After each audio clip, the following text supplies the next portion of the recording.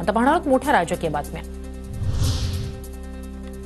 सरपंच संतोष देशमुख हत्या प्रकरणी संसदेत चर्चा। बीडचे खासदार बजरंग सोनवणे यांनी उपस्थित केला प्रश्न। संतोष देशमुख हत्या प्रकरणाची सखोल चौकशीची मागणी। जिल्ह्यात कायदा सुव्यवस्था राहिली नसल्याचा आरोप।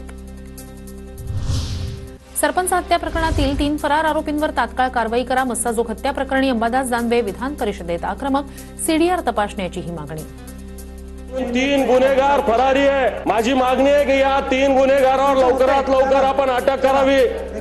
या सगळ्या गुन्हेगाराचे सीडीआर रिपोर्ट तपासावे। कोणत्या राजकीय पक्षाशी ते संबंधित आहे। बीड सरपंच हत्या प्रकरणाचे धागेदोरे थेट मंत्र्यापर्यंत। गुंडशाही चालवणाऱ्याचा संबंध धनंजय मुंडेंशी असल्याचा वडेट्टीवारांचा आरोप, तर मुंडेंनी आरोप फेटाळले। देशमुख नावाच्या सरपंचाला मारलेला त्याचे धागेदोरे थेट मंत्र्यापर्यंत आहे। हे लपून राहिलेलं नाही। तो म्हणेल ते त्या ठिकाणी गुंडशाही चालते आणि त्याला चालवणारा कोण, त्याचे संबंध कोणाशी, तर डायरेक्ट धनंजय मुंडेशी आहे। व्यवहारातून झालेल्या घटनेला राजकीय रंग देणं अयोग्य। आरोपीला कठोर शासन झालं पाहिजे, सरकारची भूमिका। मंत्री धनंजय मुंडेंचं वडेट्टीवारांच्या टीकेवर प्रत्युत्तर। बीडमधील आरोपी कुठल्या पक्षाचा किंवा जातीचा आहे याचा विचार केला जाणार नाही। गुन्हेगार कोणीही असो सोडणार नाही, फडणवीसांकडून स्पष्ट।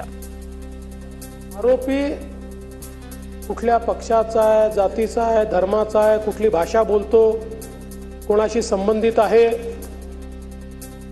अशा प्रकारचा विचार न करता जो खरोखर घटनेमध्ये इन्व्हॉल्व असेल अशा प्रत्येकावर कारवाई केलीच जाईल।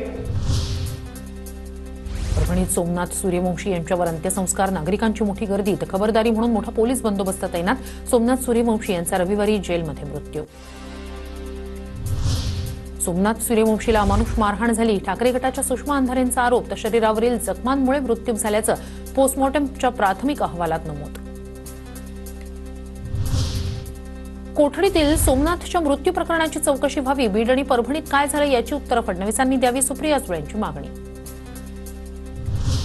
आंबेडकरी अनुयायी मुंबई नांदेडसह छत्रपती संभाजीनगरमध्ये आक्रमक। न्यायालयीन कोठडीतील सोमनाथ सूर्यवंशी मृत्यू प्रकरणी आंदोलन। धुळ्यात एसटीवर दगडफेक।